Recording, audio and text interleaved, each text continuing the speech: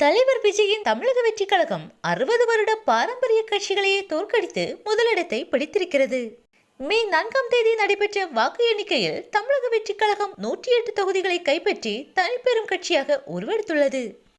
சந்தித்த முதல் தேர்தலிலேயே பாரம்பரிய திராவிட கட்சிகளையே ஓரம் கட்டி முன்னிலை பெற்றுள்ளது தளபதியின் தமிழக வெற்றிக் கழகம். இந்த தேர்தலில் தலைவர் விஜய் அவர்கள் பெரம்பலூர், திருச்சி கிழக்கு என 2 தொகுதிகளில் போட்டியிட்டிருந்தார். 2 தொகுதிகளிலுமே பெருவாரியான வாக்கு வித்தியாசத்தில் வெற்றியும் பெற்றுள்ளார். இந்நிலையில் ஒரு தொகுதியை மட்டுமே அவர் தக்க வைத்துக் கொள்ள முடியும்.